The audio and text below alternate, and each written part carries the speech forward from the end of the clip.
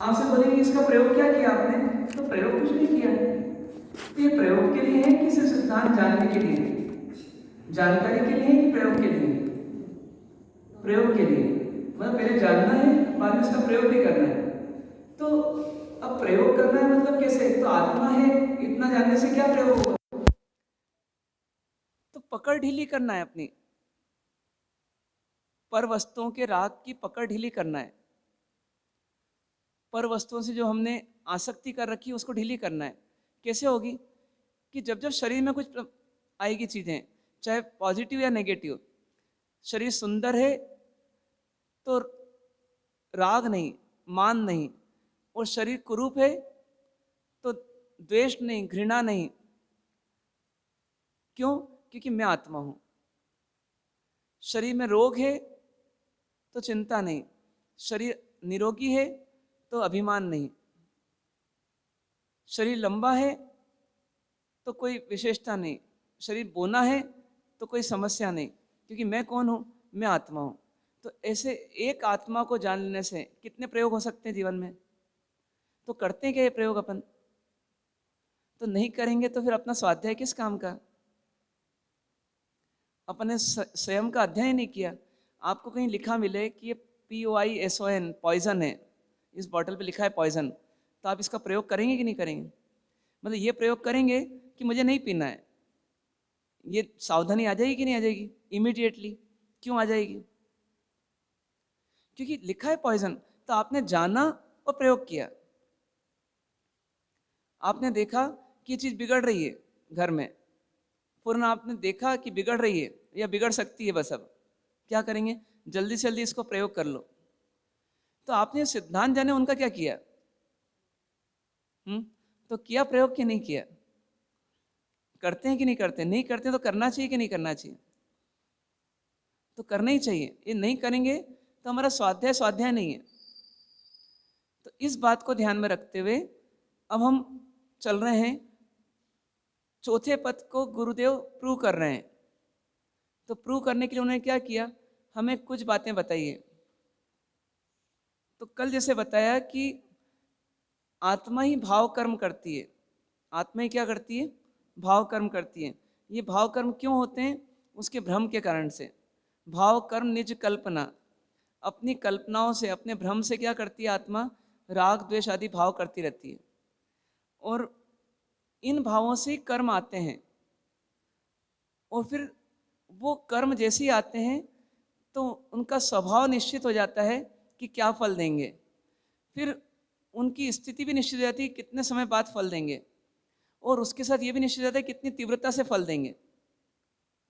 मतलब प्रकृति, प्रदेश, स्थिति और अनुभाग, ये चारों चीज़ें फिक्स हो जाती है, और उतने समय के बाद उतनी इंटेंसिटी से उस प्रकार का फल कर्म दे देते हैं। तो गुरुदेव ने पूछा कि ऐसा हो सकता है नहीं हो सकता? तो उन्हें बताया स्वयं ने कि देखो, आज एक टाइम बॉम्ब को सेट किया किसी ने, तो टाइम बॉम्ब तो एक जड़ चीज़ है, अजीव है, लेकिन उसके बावजूद उसमें इतनी ताकत है कि वो विस्फोट कर सकता है। तो उसी प्रकार से हे जीव, हे शिष्य, ये कर्म जब आता है तो आता तो चेतन के कारण है ना। तो प्रोग्रामिंग किसने की इसमें? चेतन ने की। तो इसका फल मिल सकता है नहीं मिल सकता? तो मिल सकता है। इस बात को उन्होंने वहाँ पर प्रूव किया। मतलब अपने को ये मानने के लिए मजबूर किया कि अपन जो कर्म बांधते हैं वो सिर्फ धूल के कण नहीं है, उनमें एक एनर्जी है जो समय आने पर प्रकट होगी और अपने को फल देगी। इसलिए हे जीव, तुम कर्म का फल नहीं चाहते हो तो कर्म बांधने से डरो। और इसी बात को आगे बढ़ा रहे हैं अब वो 83 नंबर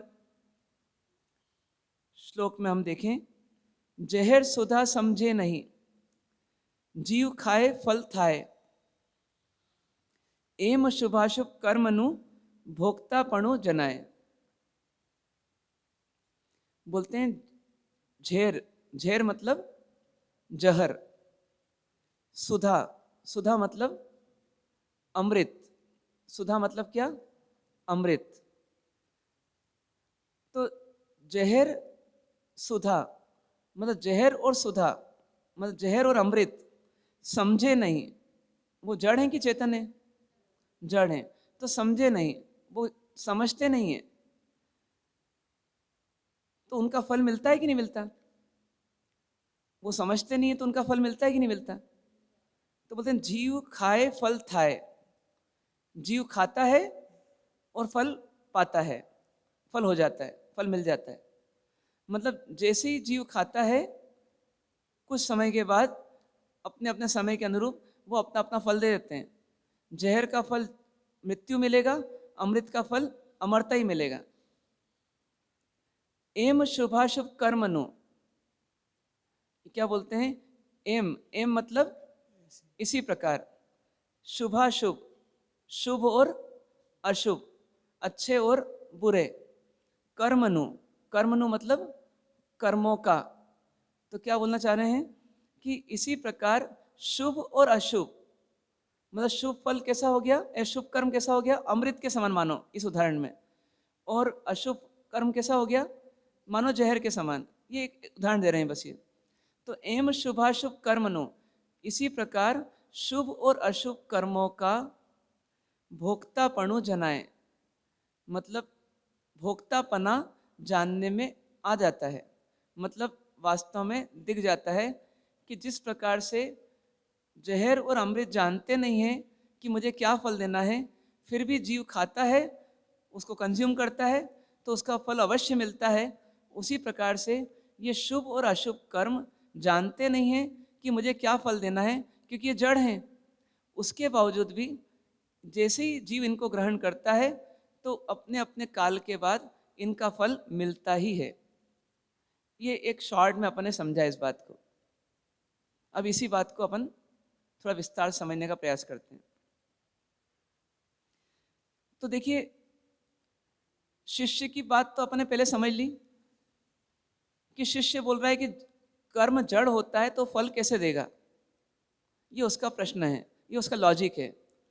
क्योंकि जड़ को क्या पता कि मुझे किसको फल देना है, कितना फल देना है, कब देना है, किस परिस्थिति में देना है, इसने कैसा फल, कैसा कर्म बांधा था, मतलब मुझे कैसे बांधा था इसने, वो तो कुछ जानते ही नहीं है। तो इसलिए जब जानते ही नहीं है तो फल कैसे देगा। ये किसने बोला था? ये शिष्य ने बोला था। तो अब यहाँ पर गुरु का जो मार्गदर्शन है, वो उसको सोचने के लिए ये कह रहे हैं कि जो जड़ चीज़ें हैं वो समझती तो नहीं है, वो जानती तो नहीं है, वो प्लानिंग तो नहीं करती है ना। उनको मतलब कोई इंटेंशन तो नहीं होता कि मुझे किसको क्या फल देना है, या क्या मेरे मेरे को यूज़ करने का इनको क्या परिणाम मिलेगा। लेकिन होता तो है। जैसे पंखे को नहीं पता कि मेरे से इन जीवों को सुख मिलता है, लेकिन वो चलता है तो फल तो मिलता है। ऐसा तो नहीं होता कि पंखा चले भी और उसको पता नहीं कि मुझे फल क्या देना है तो फल नहीं मिले। एसी चलेगा तो एसी का फल मिलेगा, पंखा चलेगा तो पंखे का फल मिलेगा, कूलर चलेगा तो कूलर का फल मिलेगा। तो गुरु महाराज ये कहना चाहते हैं कि जो जड़ चीज़ें हैं उनके पास प्लानिंग तो नहीं होती, उनके पास कोई इंटेंशन तो नहीं होता, कोई अभिप्राय तो नहीं होता कि मुझे ऐसा ऐसा देना है। पत्थर को नहीं मालूम कि मुझे मतलब मारना है इसको, लेकिन पत्थर जब जाता है सिर पर तो मार तो पड़ती है ना, माथा तो फूटता है ना। तो क्यों? क्योंकि उसमें कुछ ना कुछ क्वालिटीज होती है। जैसे चेतन में अपनी क्वालिटीज होती है, ऐसी जड़ में भी अपनी अपनी क्वालिटीज होती कि नहीं होती? तो वो जो क्वालिटीज है वो अच्छी भी हो सकती है और बुरी भी हो सकती है कि नहीं हो सकती। तो अच्छी क्वालिटीज वाला अजीव या जड़ उपयोग करेंगे तो उसका अच्छा फल मिलेगा, और बुरी क्वालिटी वाला कर लिया तो बुरा भी मिलेगा। मतलब वो हार्मफुल भी हो सकता है और बेनिफिशियल भी हो सकता है, दोनों हो सकता है ना। जड़, एक पत्थर जो है वो प्रतिमा बन सकता है, हम सबके लिए आलम्बन बन सकता है, तो हमारी आत्मा का कल्याण हो सकता है।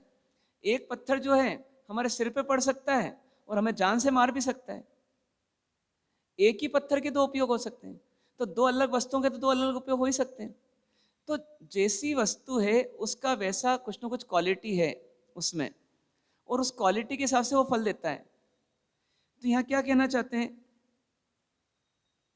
कि हे शिष्य, तुम देखो कि तुम्हारे जीवन में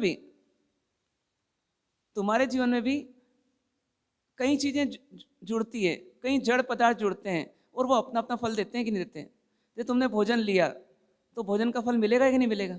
अब भोजन को नहीं पता कि मुझे कितनी कैलोरीज बनाना है, कितने मेरे अंदर कार्बोहाइड्रेट्स हैं, विटामिन हैं, मिनरल्स हैं, उसको नहीं पता, लेकिन वो देगा कि नहीं देगा। यदि तुम सोचो कि किसी व्यक्ति ने, किसी एनेस्थेसिस्ट ने किसी मरीज को एनेस्थेसिया दिया, तो उसके कारण से वो उतना अंग सुन्न होगा या नहीं होगा। अब उसको पता है क्या, उसको पता है एनेस्थेसिया को कि मुझे ऐसा ऐसा फल देना है। पूरा ऑपरेशन हो गया, चिराफाड़ी हो गई, वो पेशेंट को कोई पता ही नहीं पड़ा। तो ये किसकी शक्ति थी, एनेस्थेसिया की शक्ति थी ना। तो वो शक्ति उसमें है, उसको नहीं पता, वो जड़ है, लेकिन वो अपना काम तो करेगा ना, बैड या गुड इफेक्ट्स तो देगा ना। दुनिया की हर चीज देख लो, एक ब्लेड भी जो है उसको नहीं पता कि मेरा काम क्या है, लेकिन बराबर बाल काटती है या नहीं काटती। एक कैंची अपना काम करती है, एक गैस अपना काम करती है, पूरा जड़ के साथ तो अपन जी रहे हैं। तो हे शिष्य, तुम्हारे अंदर ये प्रश्न उठा कैसे कि कर्म कुछ कर नहीं सकता। और हाँ, नहीं तो कर्म को भी हमने तो चार्ज किया है, हमने एनर्जाइज किया है। मोबाइल में अलार्म लगाया आज और बजा कल, तो जब कल बजा तो कोई पूछे कैसे बज गया कल, तब हम बोलेंगे ना अलार्म सेट किया था रात में। तो ऐसी आत्मा जो है कर्म जब बांधती है तभी सेट कर लेती है कि कर्म जो है कैसा फल देगा वो। हाँ, तो जैसी बांधती है वैसे सेट हो जाता है। अब कुछ समय के बाद वैसा रिजल्ट आ जाता है। हाँ? हाँ, इसको बोल देते हैं प्रारब्ध या भाग्य। मतलब जैन दर्शन में भाग्य बोलते हैं उसको, कर्म का उदय बोलते हैं, भाग्य बोलते हैं। अन्य दर्शनों में इसको प्रारब्ध बोल देते हैं कि जब पूर्व में जो किया उसका फल मिलना, ये प्रारब्ध है, अपने हिसाब से भाग्य है या कर्म का उदय है। हाँ वही तो, उसको लिखा हुआ बोल देते हैं कि जो लिखा के लाया उसका फल मिलना है। नियति थोड़ी सी अलग चीज है वैसे।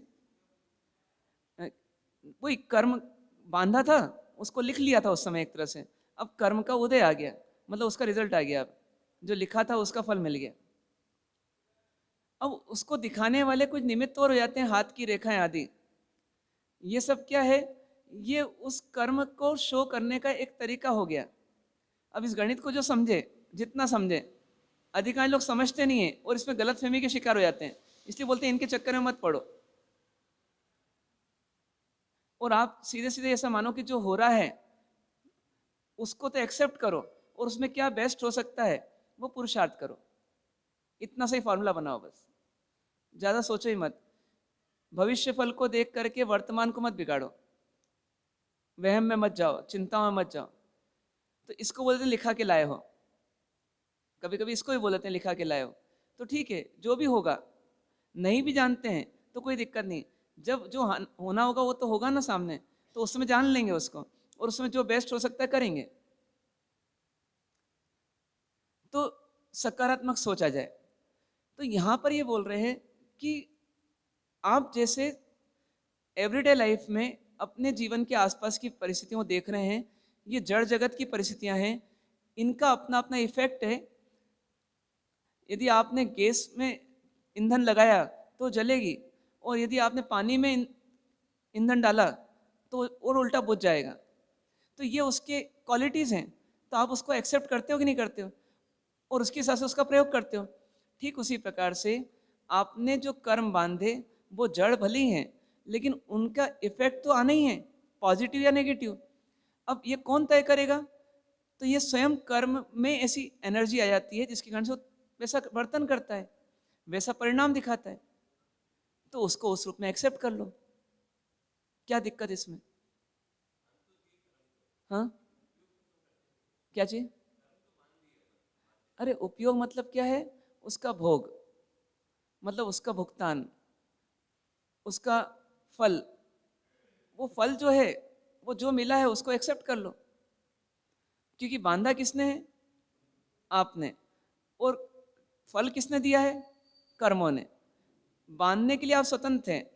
अब आपने किसी में फीडिंग कर दिया, प्रोग्रामिंग कर दिया, अब उसके बाद वो प्रोग्राम के अनुरूप वो काम कर रहा है वैसा, तो काम किसने करा है, करवाया है? वो तो आपने ही करवाया है और उसने किया है, ऐसा मान लो। रोबोट को प्रोग्रामिंग कर दिया, अब रोबोट ने सब काम निपटा दिए, तो देखा है तो रोबोट जड़ है कि चेतन है? जड़ है, फिर भी काम करता है कि नहीं करता? करता है।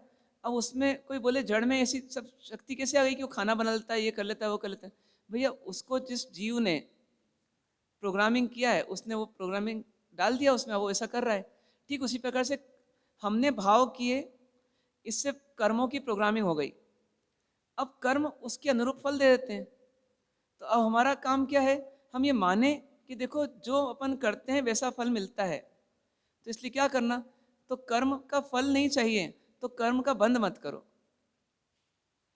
ये प्रिंसिपल लेकर आओ। फिर इसकी प्रैक्टिस कहाँ करो, इसका प्रयोग कहाँ करो? पूरे जीवन में करो। हाँ, उसका काल बताया। जैसे अभी जो अपन ने तत्वार सूत्र सुना ना, उसमें दोपहर में आया था कि हर कर्म का एक मिनिमम टाइम पीरियड है, इतने समय बाद भी दे सकता है और मैक्सिमम भी है। लेकिन जब आप बांधते हो तभी तय हो जाता है कि वो कर्म कितने समय बाद फल देगा। हाँ, यदि आपने बाद में अपने पुरुषार्थ को बदल दिया तो कर्म आगे पीछे भी हो जाता है, कन्वर्ट भी हो जाता है, क्षय भी हो जाता है। पर यदि आपने कुछ चेंज नहीं किया, जो डेटा डाल दिया, जो प्रोग्रामिंग कर दिया सो कर दिया, अब उसमें कोई चेंज नहीं किया, तो जो डिसाइड हो गया उतने समय बाद वो फल देगा। हाँ, तो वो क्या होता है कि अपने पुरुषार्थ के द्वारा वो निष्प्रभावी होकर के उदय में आकर के खिर भी जाता है। ये पुरुषार्थ पर डिपेंड करता है। और इसका उल्टा भी हो सकता है, वो और गाढ़ भी हो सकता है। तो हम कर्म बांधने के बाद में क्या पुरुषार्थ कर रहे हैं उस पर डिपेंड करता है। तो कुल मिलाकर के प्रोग्रामिंग पूरी की हुई है जितने कर्मों की, उतना फल अपने को आ रहा है, क्रम से आते जा रहा है। और नई नई प्रोग्रामिंग और होते जा रही है, तो नए नए कर्म और बनते भी जा रहे हैं, और उनका फल भी हमको समय आने पर मिलते जाएगा। तो ज्ञानी यहाँ ये बोलना चाह रहे हैं इनडायरेक्टली, ये सिद्धांत दे दिया, अब इसका प्रयोग करो। अब मान लो बहू रानी ने अपने सामने बहस की, अपने को गलत बोला, अब सच्चे ससुर जी या सासू जी होंगी, क्या होंगे? वो बोलेंगे देखो मैंने कर्म किया था, उस प्रोग्रामिंग के तहत अब मुझे परिणाम मिल रहा है। उम्र में छोटी होते हुए भी ईगो बहुत ज़्यादा है और मेरे को इतना दुखी कर रही हैं, तो कोई बात नहीं, मुझे दुखी नहीं होना, कि दुखी होंगी तो मेरा कर्म बंधेगा। जो पहले गलती कर दी अब वापस गलती नहीं करना, अब कर्म बांधने में स्वतंत्र रहना। तो मेरे पास अशुभ भाव भी हैं, शुभ भाव भी हैं, तो मैं चाहूँ तो अशुभ भाव करूँ इस समय, चाहूँ तो शुभ भाव करूँ। तो वो बहस करती जाए, गलत बोलती जाए, और मैं उसको समझाती जाऊँ, प्रेम से उसके साथ व्यवहार करती जाऊँ और सहन करती जाऊँ। और यदि उससे और ऊपर उठ जाऊँ तो मैं रिएक्ट ही नहीं करूँ, मैं मानूँ ही नहीं कि मेरा बुरा हो रहा है। तो ऐसे करके शुद्ध भाव में भी रह सकती हूँ या रह सकता हूँ। तो ये क्या हो गया, हमारे पास ऑप्शंस हैं, अशुभ, शुभ और शुद्ध। मुझे कर्म यदि अशुभ बांधना है तो अशुभ भाव करूँ, शुभ बांधना है शुभ भाव करूँ, और कुछ भी नहीं बांधना है तो मैं शुद्ध भाव में रहूँ। ये पूरी स्वतंत्रता हमारी है, ठीक है ना? तो इसका प्रयोग होगा जगह जगह, ये हमको ध्यान रखना है। तो इस प्रकार से ये इस दोहे में उन्होंने ये बताया अपने को कि हमारे पास कितनी जड़ चीज़ें हैं, उनमें से जहर और अमृत को भी ले लीजिए, तो जहर और अमृत व्यक्ति खाता है, उसको फल मिल जाता है। अब कोई बोले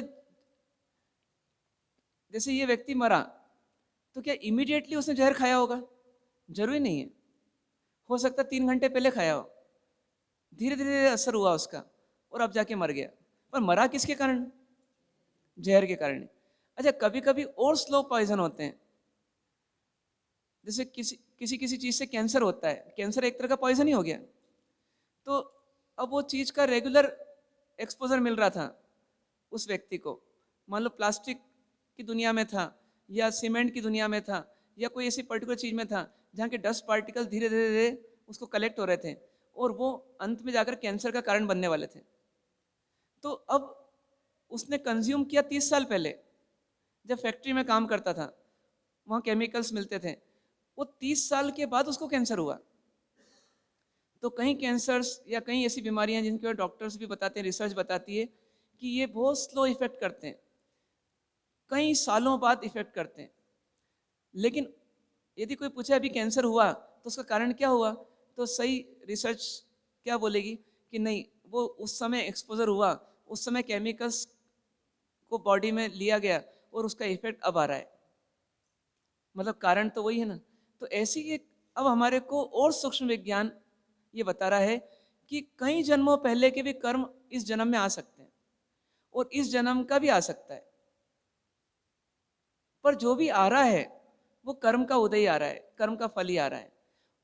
कोई परमात्मा या कोई कर्म मतलब सॉरी कोई परिस्थिति हमको फल नहीं दे रही है, वो कर्म का ही उदय आ रहा है। और कर्म बांधा किसने, तो हमने ही बांधा है।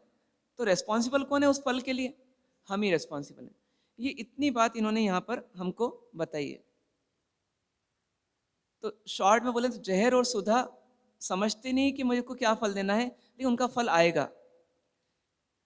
उसी प्रकार से शुभ और अशुभ कर्म जानते नहीं कि मुझे क्या फल देना है, किसको देना है, कितना देना है, लेकिन उसको भोगा जाएगा।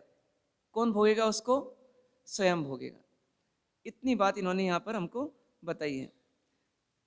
तो अब पुण्य का उदय आए तो क्या करना, पुण्य का उदय आए तो क्या करना, तो इतना नहीं। हाँ, ऐसा नहीं सोचना देखो मेरे पुरुषार्थ से मैंने ये सब व्यवस्था की है। अरे भैया, तुम्हारे पुण्य से ये हुआ है। एक बच्चा जन्म लेता है और सीधे जन्म के साथ यदि उसके पिताजी अरबपति हैं तो वो कैसा हो गया, उसके पिताजी अरबपति हैं, दादाजी अरबपति हैं, चाचा अरबपति हैं, लेकिन उसने उस घर में जैसे जन्म लिया वो क्या बन गया, वो भी अरबपति बन गया। और उसी समय किसी झोपड़ी में किसी बच्चे ने जन्म लिया तो झोपड़ी में जन्म लेने के साथ ही वो बच्चा क्या हो गया, वो कंगाल हो गया, मतलब वो गरीब हो गया। तो अब ये बिना कुछ करे, कोई पुरुषार्थ नहीं किया, फिर भी ऐसी स्थिति कैसे आ गई, पूर्व कर्म। तो इसका मतलब क्या है कि पुण्य का फल आए तो अपने ये मानना कि मेरे ही कर्म का उदय है। तो पहली बात तो मैं इस पर क्या इतराऊं, देखिए सोचने का नजरिया चेंज करना पड़ेगा। ऐसा नहीं माना देखो मैंने पुण्य किया था ना मेरे को फल मिला, क्योंकि अपना वर्तमान खराब नहीं करना है। तो वर्तमान खराब कब होगा, जब हम अभिमान करेंगे या हम इस पुण्य के उदय का दुरुपयोग करेंगे पाप में। तो इसलिए उसका दुरुपयोग नहीं करने के लिए हमें मानना है ये पुण्य कर्म का उदय है, ये पुण्य कर्म का उदय है।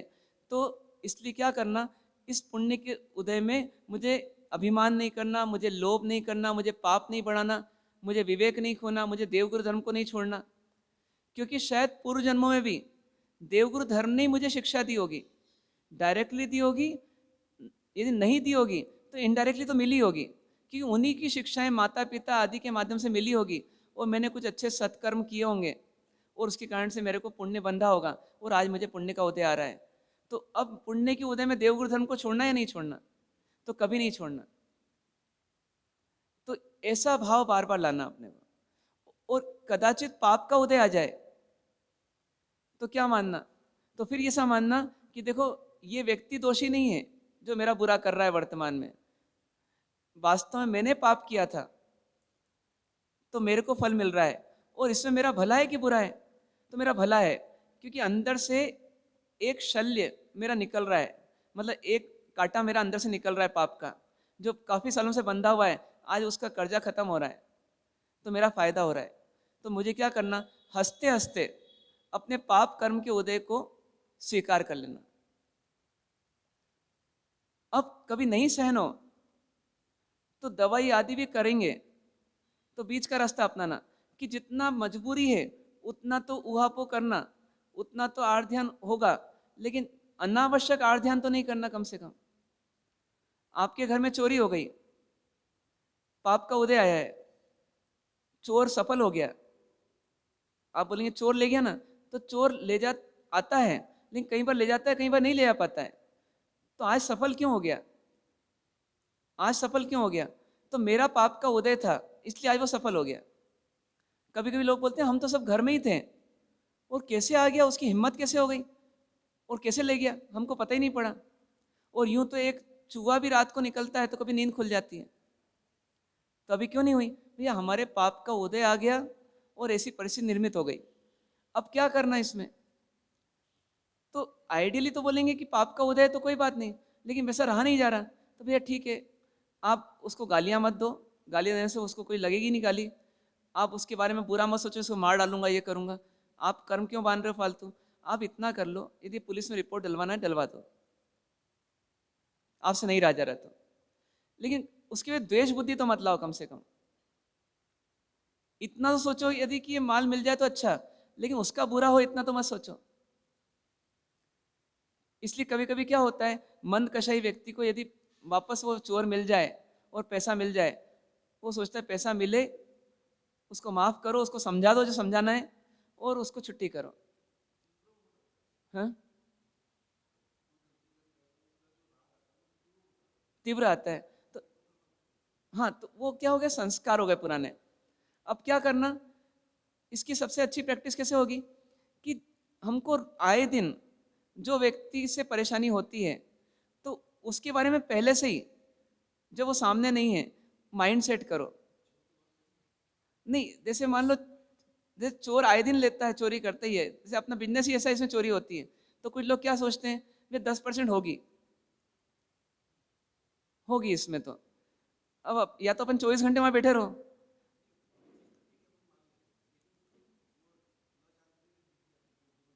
हाँ, नहीं, अब जैसे मान लो दिख भी रही है, तो अपन फिर यदि एंगल बदल लें सोचने का, कि देखो मेरी मजबूरी होती है तो मैं टैक्स की चोरी करता हूँ कि नहीं करता हूँ, है ना। कभी हो सकता है पेमेंट की चोरी भी होती है, कि आज नहीं, 1 महीने बाद पेमेंट करा, तो 1 महीने का ब्याज खाया कि नहीं खाया।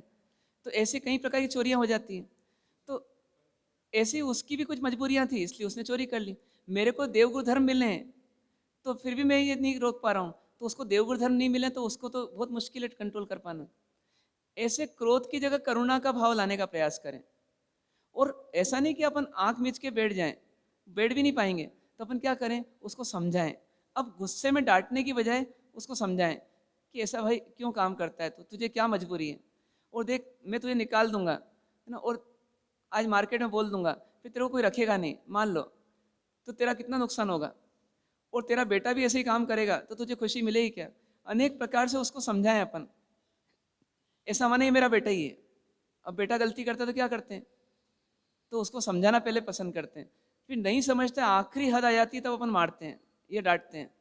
तो ऐसे ही अपने को मानना कि सब जीव कैसे हैं, मेरे भाई बहन ही हैं, तो इन भाई बहनों के साथ मेरे को कैसा व्यवहार करना, तो आत्मीय व्यवहार करना, करुणा का व्यवहार करना।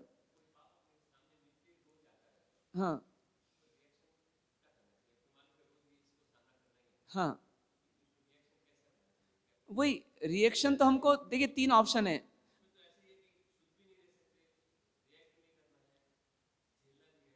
हाँ, तो अब यदि आप रिएक्ट करे बगैर रह नहीं सकते, पहली बात, तो 2 ऑप्शन बचे, शुभ या अशुभ। अब उसमें शुभ भी नहीं कर सकते, मान लो, तो फिर क्या बोलेंगे, भैया मंद अशुभ करो, मंद अशुभ करो, जितना मंद हो सके उतना अशुभ करो। हाँ, हाँ, हाँ। अब जैसे मान लो होते ही झगड़ा, अब अपन ने झगड़ा कर करके बहुत बार देखा कि मतलब वो सुधर जाती हैं क्या? जैसे मान लो कि किसी व्यक्ति को सुधारने के लिए अपन ने 1 बार प्रयास किया, 2 बार प्रयास किया, 3 बार प्रयास किया, लड़ झगड़ के किया, सुधर गया क्या? ये बहुत बड़ी गलतफहमी है कि मैं उसको दबाऊंगा, डांटूंगा, धमकी दूंगा, चिल्लाऊंगा तो सुधर जाएगा सामने वाला पक्ष। ये जरूरी नहीं है, ये अपन प्रैक्टिकली देखते हैं। तो अपन एक नया तरीका अपनाए ना, कि उस पर करुणा करूं, उसका हितैषी बनो, उसका द्वेषी नहीं बनो, हितैषी बनो। हितैषी व्यक्ति कैसा होता है, उसके हित की कामना से कर रहा है। एक छोटा बच्चा भी होता है ना, वो माँ के इंटेंशन को समझ जाता है कि माँ मारती भी है, डांटती भी है, लेकिन माँ है तो अच्छी, इसलिए थोड़ा गुस्सा हो जाता है थोड़ी देर के लिए, फिर आता किसके पास है, माँ के पास ही आता है कि माँ का प्रेम जो रहता है ना, उस प्रेम के साथ माँ मारती है। तो ऐसे ही हमारे भीतर में ये भाव आ जाए कि मुझे माँ बनना है। किसकी माँ बनना है? ये सब जो कमजोर जीव हैं, दीन दुखी आदि जो भी हैं, या मेरे विरोधी भी जो हैं ना, मेरे से मुकाबला करने वाले भी जो हैं, उनके प्रति मेरा माँ जैसा व्यवहार हो। यदि कोई बोले माँ बनना कि पिता बनना, तो पहले क्या बनना? पहले अच्छाई को जन्म देना पड़ेगा ना, उसके बाद अच्छाई की परवरिश करना पड़ेगी। तो अच्छाई को जन्म देने के लिए पहले क्या बनना पड़ेगा? पहले माँ बनना पड़ेगा। एक बार आप किसी की माँ बन जाते हो, फिर उसका विश्वास आपके प्रति आ जाता है, फिर आप पिता ही बन जाते हो और उसको एक थप्पड़ भी मार देते हो, तो उसको लगेगा ये मेरे हित के लिए कर रहा है। तो इसलिए पहले वो बनना। अब उसको बनने के लिए क्या करना पड़ेगा? अपना स्वार्थ और अपना मान कम करना पड़ेगा। स्वार्थ और मान, ये दो चीज़ों से अपन हमेशा गलती कर देते हैं। मतलब लोभ और मान बोल दो, स्वार्थ और मान बोल दो, तो इन दोनों को कम करके चलें। यदि किसी ने अपनी तौहीन कर दी, तो अपना क्या बिगड़ गया? ये तो प्रैक्टिकल लाइफ में होना ही है। तो होना है तो एक्सेप्ट करना है। ऐसा अपने अंदर में कैपेसिटी बढ़ाना। अच्छे अच्छे लोगों की कैपेसिटी कम होती है। मतलब धर्म करने के बावजूद, स्वाध्याय करने के बावजूद, भक्ति करने के बावजूद, गुरु महाराजों की सेवा करने के बावजूद कहीं कुछ कमी रह जाती है हमारी। वो कमी ये होती है कि बस हमारा मान मौके पर रुक नहीं पाता, या लोभ रुक नहीं पाता। ये दोनों को क्या है, ऐसा मानना मेरे शत्रु हैं ये, मेरे को मेरी मेरी खुशहाल जिंदगी के विरोधी हैं ये। हाँ, नहीं तो शुरुआत में ऐसा हो सकता है, जब साइकिल चलाना सीखेंगे तो गिरेंगे भी। तो शुरुआत में ऐसा हो, गलती करने के बाद गलती का एहसास हो, तो उस समय ये सोचना कि देखो गलती का एहसास अभी हुआ है ना, अब तो गलती नहीं करूं, माफी मांग लो उससे। गलती समझ में आ गई ना अब, तो अब ऐसे समय जाने नहीं दूं, माफी मांग लो।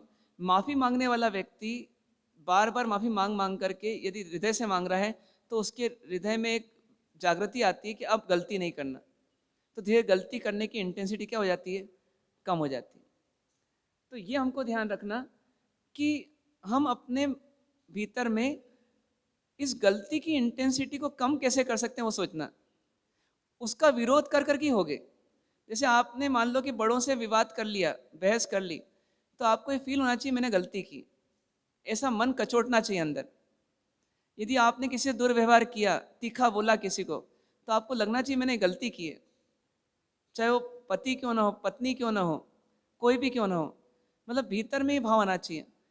तो ऐसा भाव आने वाला व्यक्ति का वर्तमान अच्छा हो जाएगा। अतीत तो जो उसने किया उसका फल भोगना पड़ेगा, लेकिन वर्तमान में उसकी ताकत आ जाएगी कि मुझे अब अच्छा जीवन जीना है। तो यहाँ पर अपने आज एक ही वो श्लोक देखा है कि कुल मिलाकर के इसका सार यही था कि जैसे जड़ जगत यहाँ पर अपने को काम करता हुआ दिखता है अपने आसपास की ज़िंदगी में, कांटे को नहीं पता कि मुझे क्या करना है, लेकिन कांटा कांटे का काम करता है। और फूल को नहीं पता कि मुझे क्या काम करना है, लेकिन फूल फूल का काम करता है। दूध को नहीं पता कि मुझे क्या काम करना है, वो दूध दूध का काम करता है। हर चीज़ तो ऐसी कर्म भी अपना काम कर रहा है, साइलेंटली कर रहा है, लेकिन कर रहा है। क्या करना? उसको पहचानना, उसको स्वीकारना, और इसीलिए वर्तमान को सुधारना। तो ये प्रयास आपको हमको करना। ओम शांति शांति शांति। अहो अहो श्री सद्गुरु करुणा सिंधु अपार, आपामर पर प्रभु करियो अहो अहो उपकार। जे स्वरूप समझा विना पाम्यो दुख अनंत, समझाव्यु ते पद नमु श्री सद्गुरु भगवन। परम पुरुष प्रभु सद्गुरु परम ज्ञान सुखधाम, जेहने आप्यु भान निज तेहने सदा प्रणाम। देह छता जेहनी दशा वर्ते देहातीत, ते ज्ञानी नारायण ચરણમાં હો વંદન ગણિત, હો વંદન ગણિત.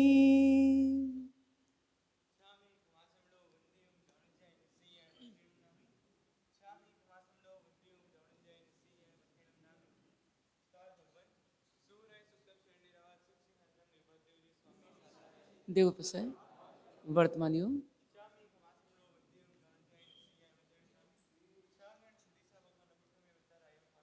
खामे